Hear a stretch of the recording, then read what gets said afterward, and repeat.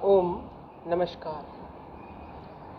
13 जून 2020 की प्रातःकालीन बेला में आप सभी का बहुत बहुत स्वागत है। आइए 3 बार ओम के उच्चारण के साथ आज के सत्र को प्रारंभ करते हैं।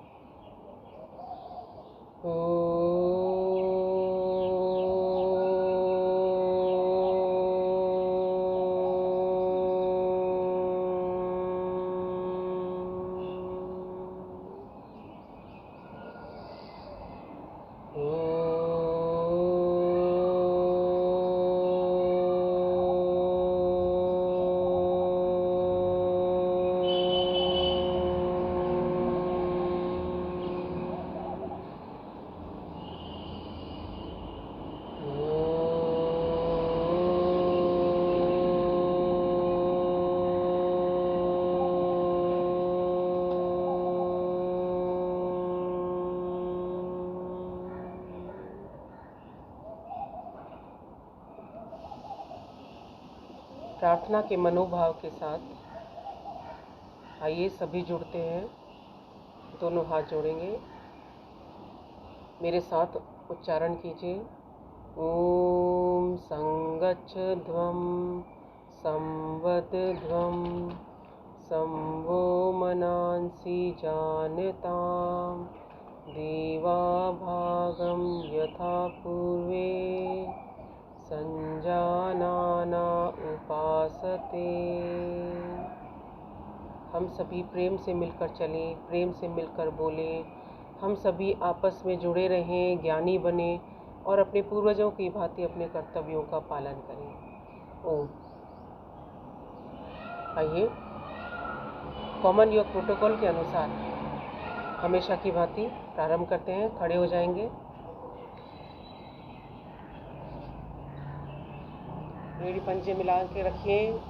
सामान्य स्थिति। पहली क्रिया ग्रीवा चालन की क्रियाएं। शिथिलीकरण का अभ्यास करेंगे और ग्रीवा चालन की क्रिया उसकी पहली क्रिया है।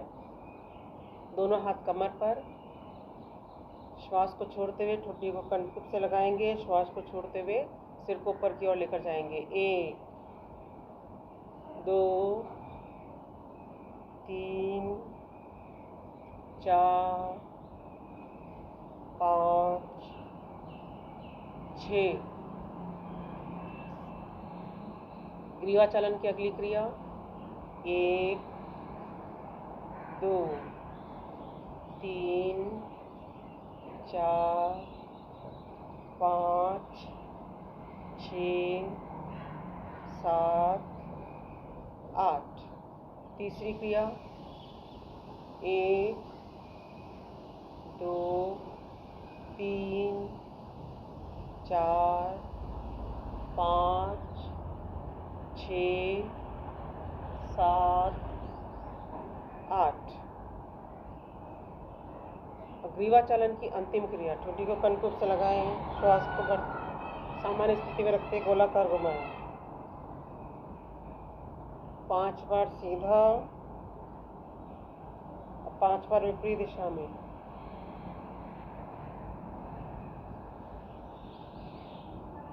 कॉमन योग प्रोटोकॉल के अनुसार पहले क्लॉकवाइज दिशा में घुमाना है, फिर एंटी क्लॉकवाइज दिशा में घुमाना है। इस प्रकार 3-3 बार दोनों तरफ से करें। ग्रीवा चालन की क्रिया के बाद स्कंद चालन की क्रिया। श्वास को भरते हुए दोनों हाथों को ऊपर की ओर लेकर जाएंगे। 1 2 3 4 5 6।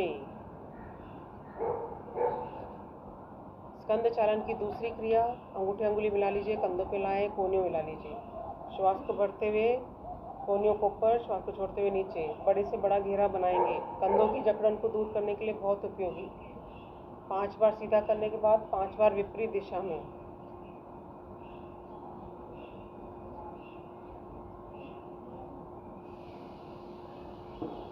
वापस नीचे। इसके बाद कटी चालन की क्रिया के लिए दोनों पैरों में कंधों के समान अंतर, दोनों हाथ सामने की तरफ, हथेलियां एक दूसरे की तरफ देखती हुई, श्वास को भरते हुए पहले दाईं तरफ पीछे की ओर देखेंगे, दायां हाथ सीधा, बायां हाथ दाएं कंधे पर। 1 2 3 4 5 6 7 8। इसके बाद घुटना संचालन। श्वास को भरते हुए दोनों हाथ ऊपर, श्वास को छोड़ते हुए घुटनों को मोड़ते हुए कुर्सी आसन की स्थिति में घुटना संचालन की क्रिया है। 2 3 4। सामान्य स्थिति। आइए खड़े होकर किए जाने वाले आसनों का अभ्यास। सबसे पहले ताड़ासन। दोनों पैर मिले हुए, दोनों हाथों को सामने की तरफ लाएं, हाथों को मिला लीजिए, हथेलियां सामने की ओर। श्वास को भरते हुए दोनों हाथों को ऊपर ले जाएं, पंजों के बल पे पूरे शरीर को ऊपर की ओर खींच दीजिए। बच्चों की लंबाई बढ़ाने के लिए बहुत उपयोगी, पेट के मोटापे को दूर करने के लिए बहुत उपयोगी, पूरे शरीर के अंदर खिंचाव लाकर शरीर की सक्रियता को बढ़ा देता है ताड़ासन। श्वास को छोड़ते हुए वापस। इसके बाद अभ्यास वृक्षासन। बायां पैर सीधा, दाएं पैर को मोड़ लीजिए, दाएं जंघा मुंह से लगाइए, दोनों हाथों को ऊपर ले जाएंगे, दोनों हाथों को ऊपर मिला दीजिए, दृष्टि सामने की ओर।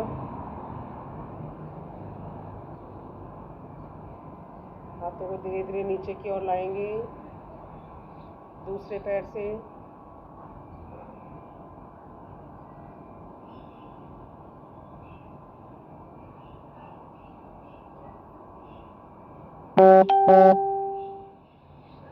वृक्षासन के बाद अगला अभ्यास पादहस्तासन। एड़ी पंजे मिला के रखेंगे, श्वास को भरते हुए दोनों हाथों को पीछे की ओर ले जाएं, श्वास को छोड़ते हुए सामने की ओर झुकते हुए दोनों हाथ दोनों पैरों के पंजे के नीचे लाइए। 5 सेकेंड इस स्थिति में रुकें।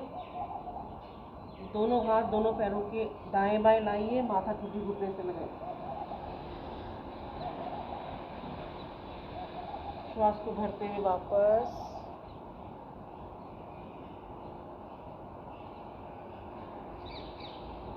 इसके बाद अगला आसन अर्ध चक्रासन। दोनों हाथ कमर पर, श्वास को भरते हुए सिर को पीछे की ओर झुकाएंगे, कोहनियों को पीछे की ओर करेंगे।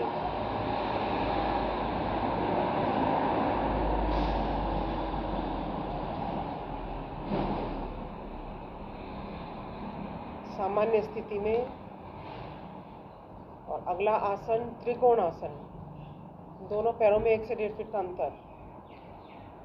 श्वास को भरते हुए दोनों हाथ ऊपर उठाएं, कंधों के समानांतर लाने के बाद हथेलियां सामने की ओर। पहले दाईं तरफ से करेंगे, दाएं पैर का पंजा दाईं तरफ लीजिए, श्वास को छोड़ते हुए दाईं तरफ झुकते हुए दायां हाथ दाएं पैर से स्पर्श करें, बायां हाथ ऊपर, ऊपर वाले हाथ की तरफ देखिए।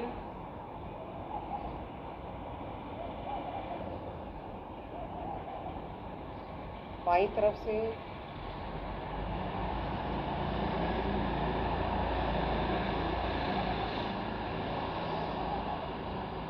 मिला लीजिए। बैठ जाएंगे, बैठकर किए जाने वाले आसनों का अभ्यास करेंगे। दोनों पैर सीधे दंडासन की स्थिति में सीधा बैठेंगे। इसके बाद भद्रासन। तल पैरों को मिला लीजिए, दोनों हाथों से दोनों पैरों के पंजे पकड़ लें, घुटने नीचे की ओर रखेंगे, मेरुदंड बिल्कुल सीधी, दृष्टि सामने की ओर।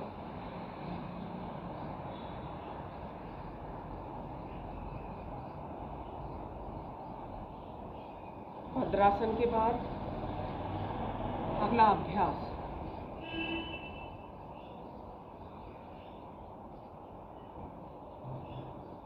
वज्रासन। वज्रासन पाचन तंत्र के लिए बहुत उपयोगी है। दाएं पैर को पीछे ले जाइए, बाएं पैर को पीछे ले जाइए। इस स्थिति में बैठेंगे।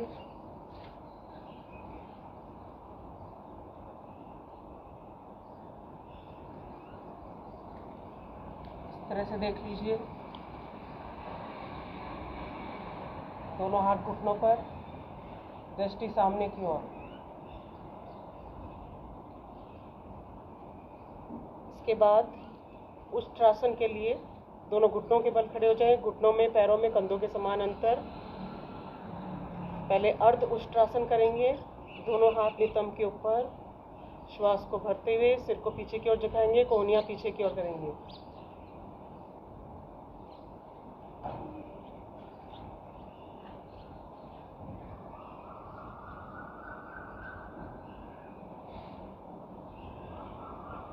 दायां हाथ पीछे, बायां हाथ पीछे, पूर्ण उष्ट्रासन की स्थिति।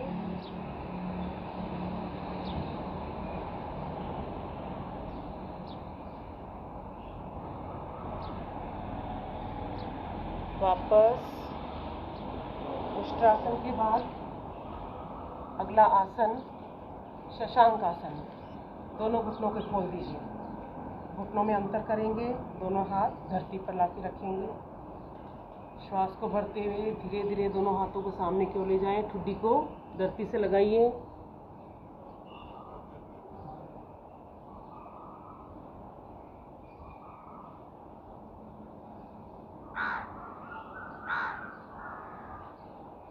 श्वास को भरते हुए वापस घुटनों को इसी प्रकार खोल के रखते हुए अगला आसन उत्तान मंडूकासन।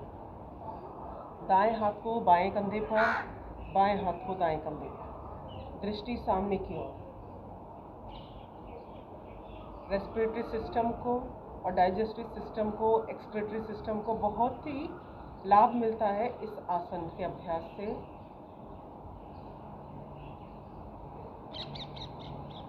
दोनों पैरों को सीधा करेंगे। इसके बाद अगला अभ्यास वक्रासन। बायां पैर सीधा, दाएं पैर को मोड़ लीजिए। दाएं हाथ को पीछे की तरफ लेकर जाएंगे। बाएं हाथ को दाएं घुटने से लपेटते हुए दाएं पैर के पास लाके रखिए, पीछे की ओर देखिए।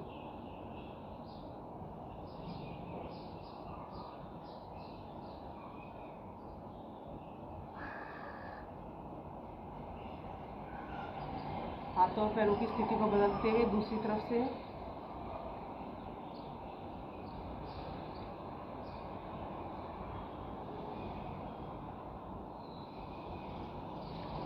इसके पश्चात लेट कर किए जाने वाले आसनों का अभ्यास करेंगे। पहले पेट के बल लेट जाएं। सबसे पहला अभ्यास भुजंगासन।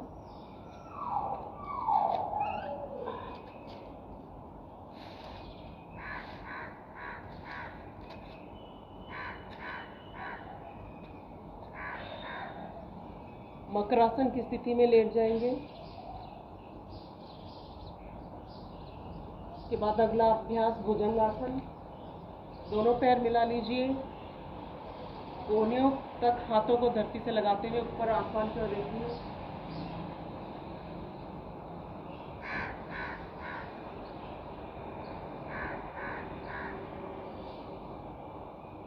श्वास को छोड़ते हुए वापस दोनों हाथ दोनों स्कंधों के पास लाते हुए फिर से भुजंगासन की स्थिति।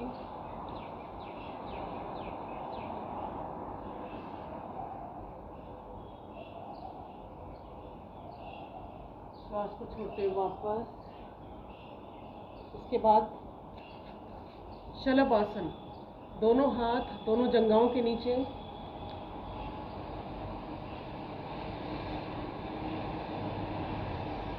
ठुड्डी को धरती से लगा के रखते हुए दोनों पैरों को यथाशक्ति ऊपर उठाइए।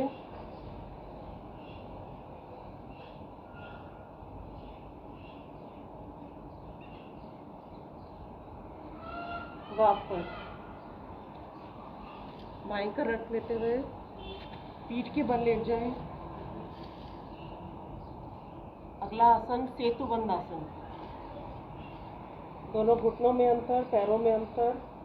दोनों हाथों से दोनों पैरों के टखने पकड़ लीजिए। तल पैर और तल हथेली के बल, तल पैर और कंधों के बल पे बीच के शरीर के हिस्से को ऊपर की ओर उठाएं।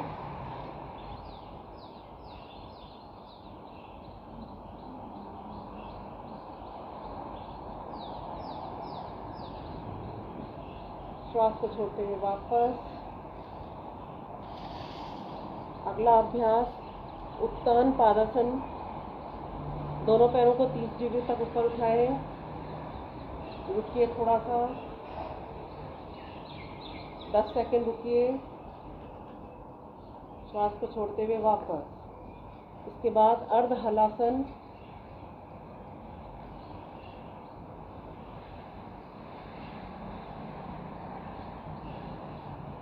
श्वास को छोड़ते हुए वापस। अर्ध हलासन के बाद अगला अभ्यास पवन मुक्तासन। दोनों पैरों को घुटने से मोड़िए। दोनों हाथों का ग्रिप बनाकर पैरों पर लगाएं। जंघा का दबाव पेट पर डालिए। श्वास को छोड़ते हुए सिर को ऊपर की ओर उठाते हुए दोनों घुटनों से लगाएं।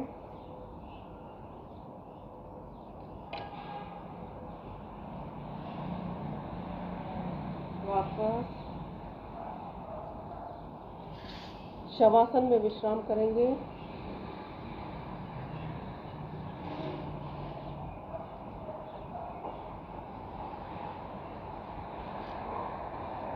करवट में होते हुए बैठ जाएंगे।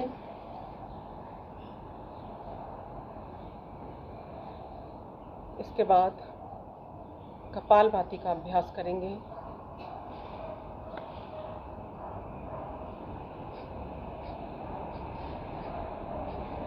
कपालभाति में लगातार श्वासों को बाहर की ओर निकालना है। पेट स्वतः ही अंदर की ओर जाएगा।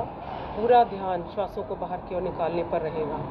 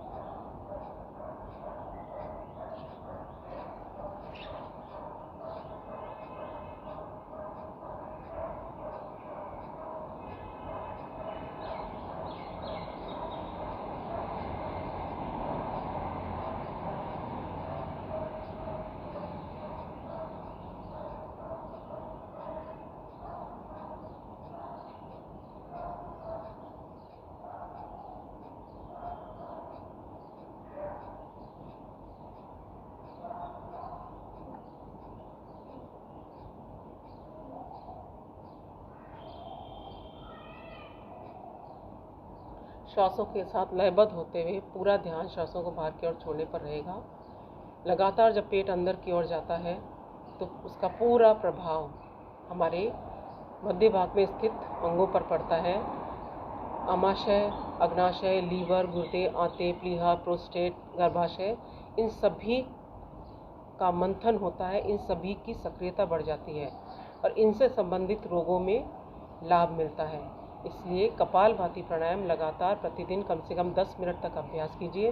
10 मिनट बाद जो लोग मधुमेह रोग से ग्रस्त हैं 15 मिनट तक अभ्यास कर सकते हैं। क्रिटिकल डिजीज़ वाले कम से आधा घंटा, 1 घंटा। परम पूज्य स्वामी रामदेव जी महाराज तो 1-1 घंटा तक अभ्यास कराते हैं। तभी तो शरीर पर उसका पूरा प्रभाव पड़ता है। हार्मोनल बैलेंस शरीर का बना रहता है। स्किन डिजीज़ दूर होती हैं। लगातार पूरे ध्यान के साथ श्वासों को बाहर की ओर छोड़ेंगे।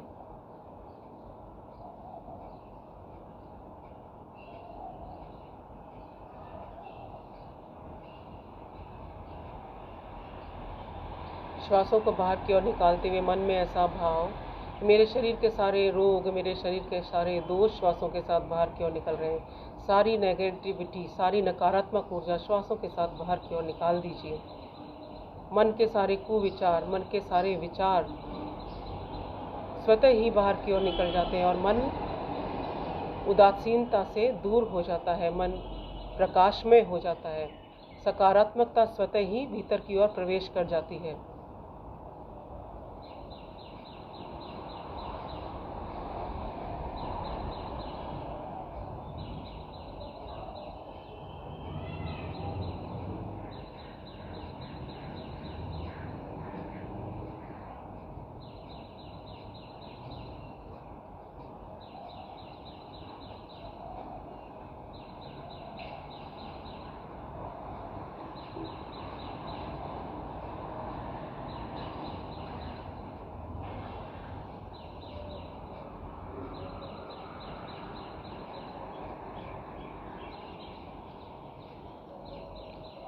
जब भी हम पूरे भाव के साथ, पूरे ध्यान के साथ अभ्यास करते हैं तो उनका विशेष लाभ मिलता है। पूरा ध्यान श्वासों को बाहर की ओर निकालने पर रहेगा।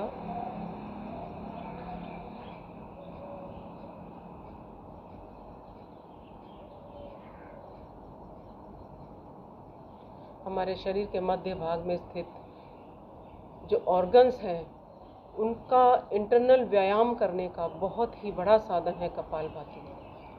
लगातार जब हमारा पेट आगे पीछे हिलता है तो हमारा आमाशय सक्रिय हो जाता है, गैस्ट्रिक प्रॉब्लम दूर होती है, कॉन्स्टिपेशन दूर होता है, अपच की शिकायत जिन्हें रहती है वह दूर होता है, और जब हमारा पेट ठीक रहता है तो चर्म रोगों से मुक्ति मिल जाती है। स्किन डिजीज़ का सीधा संबंध कॉन्स्टिपेशन से रहता है। इसलिए लगातार प्रतिदिन कम से कम, सामान्य साधक हैं तो 10 मिनट जरूर अभ्यास करें, कोई रोग है तो 15 मिनट अभ्यास करें। विश्राम। कपालभाति के बाद अगला अभ्यास अनुलोम विलोम प्राणायाम। दाएं हाथ के अंगूठे से दाएं नासिका को बंद करें, बाएं से लंबा गहरा श्वास लीजिए।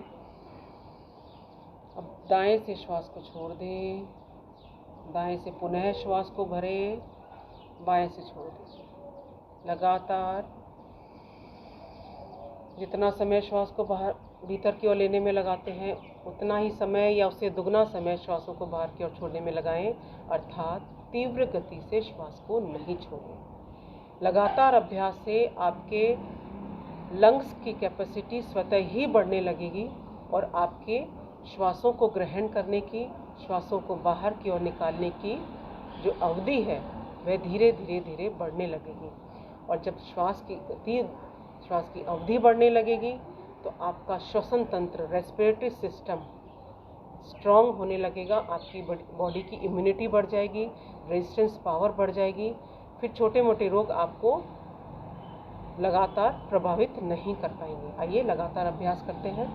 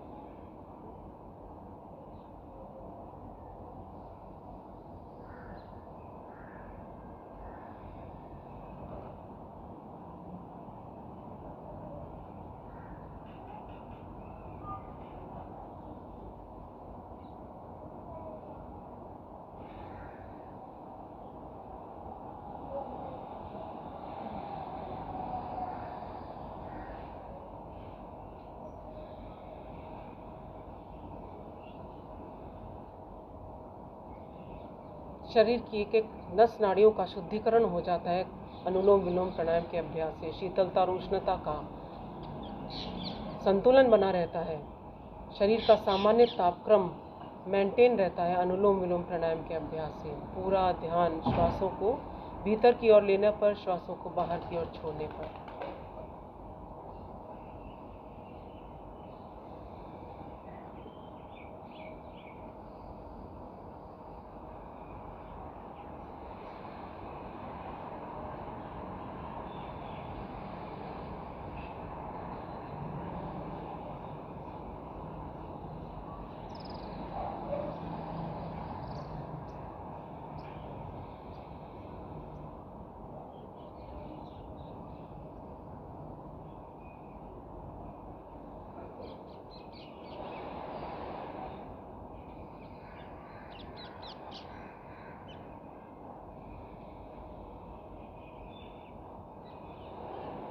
विश्राम। अगला प्राणायाम शीतली प्राणायाम शरीर को शीतलता प्रदान करता है। जिनको बहुत ज़्यादा पसीने आते हैं, शरीर को बहुत ज़्यादा गर्मी लगती है, बहुत उपयोगी। लेकिन जिन्हें कफ संबंधी विकार है उन्हें नहीं करना, जिन्हें अस्थमा है, सर्दी खांसी जुकाम की शिकायत रहती है, उन्हें नहीं करना है। जीभ को बाहर निकालिए, होठों को गोलाकार करेंगे तो जीभ का पाइप बन जाएगा। इस पाइप से धीरे धीरे श्वास को भीतर की ओर भरें।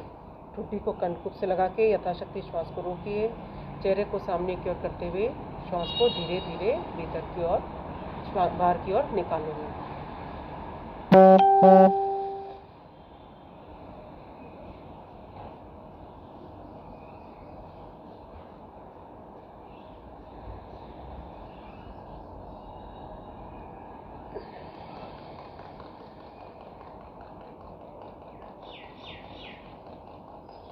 2 बार और अभ्यास करेंगे।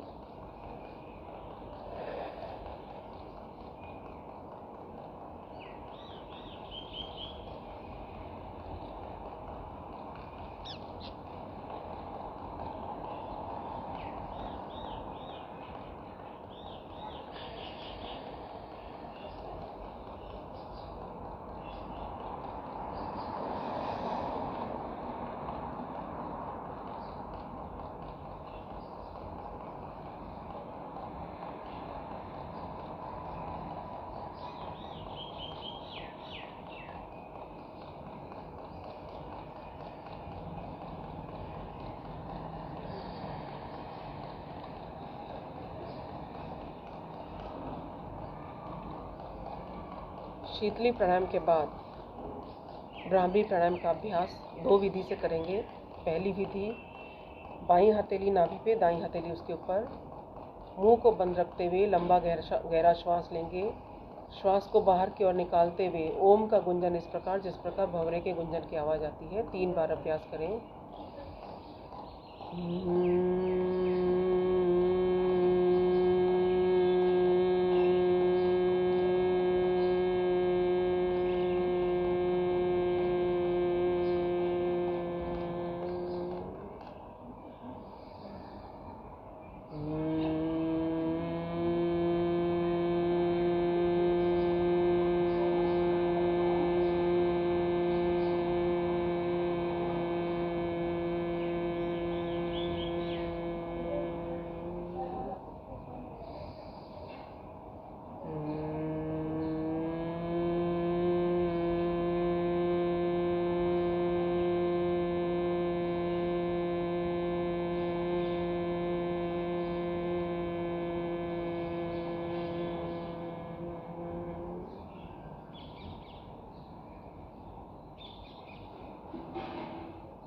भ्रामरी प्राणायाम का अभ्यास दूसरी विधि से, दोनों हाथों के अंगूठे से दोनों कानों को बंद करें, बाहर की ध्वनि सुनाई नहीं पड़े। पहली अंगुली तर्जनी को ललाट पर लेकर आएं। दूसरी अंगुली मध्यमा को आँख और नाक के मूल भाग पर हल्का दबाव देते हुए रखें। दोनों अंगुलियों को मिला लीजिए। पूरा ध्यान आज्ञा चक्र पर। लंबा गहरा श्वास लीजिए।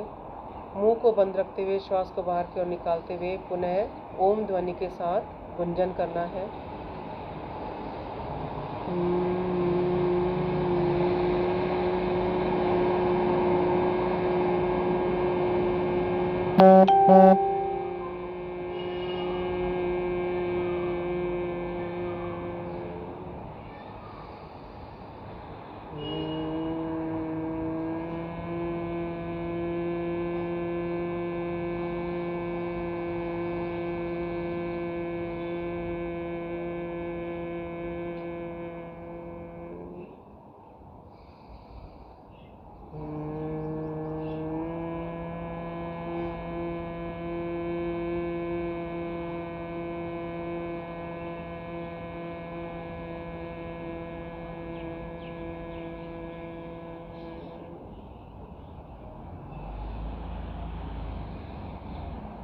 ध्यान की स्थिति में आते हुए पूरा ध्यान श्वासों पर लगा दीजिए।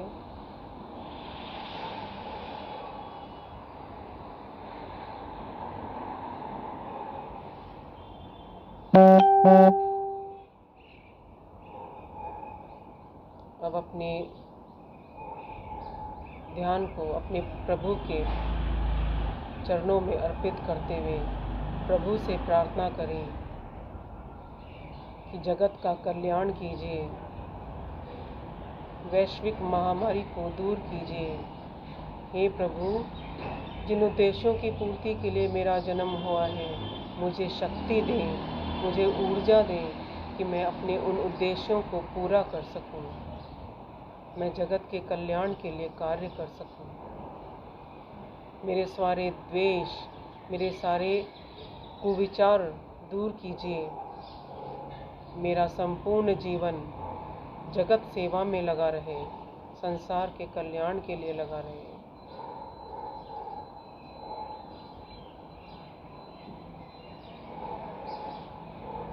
दोनों हथेलियों का घर्षण करेंगे, दोनों आंखों को ढक लीजिए।